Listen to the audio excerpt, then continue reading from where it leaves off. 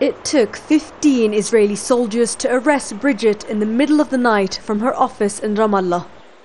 She'd been in the West Bank only a few months, volunteering at a humanitarian organization supporting Palestinian rights.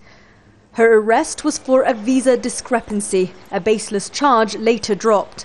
During her trial, the Israeli security agency, Shin Bet, admitted for the first time that they spy on activists working in Palestinian-controlled areas. They claim Bridget is a security threat and are now trying to deport her. Why is a 22-year-old activist from Australia really so important to the Shin Bet to keep watching? It's also quite clear that Israel will not tolerate any form of dissent, whether it's violent resistance, non-violent resistance, or an international choosing to bear witness and stand in solidarity with the Palestinians. According to rights groups, the last few months have seen a serious and systematic crackdown by Israel on organizations and individuals using non-violent means to defend Palestinian basic rights.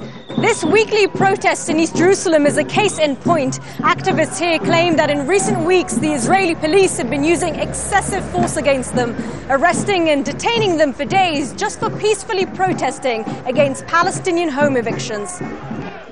And the intimidation is in danger of becoming institutionalized.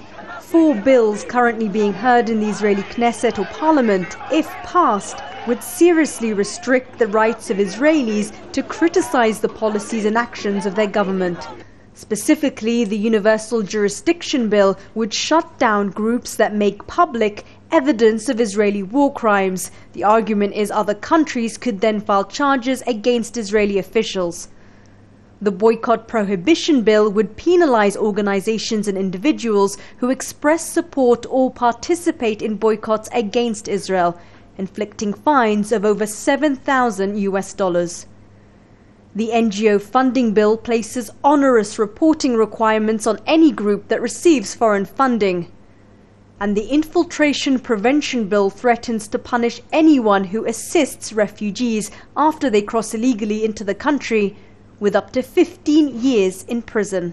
The Israeli Knesset seems to think that allowing for the freedom of speech of these organizations would delegitimize Israel, while to us it seems quite clear that rather than stifling and restricting the organizations themselves, the Israeli Knesset should be dealing with the actual allegations of human rights violations that these organizations are bringing forth.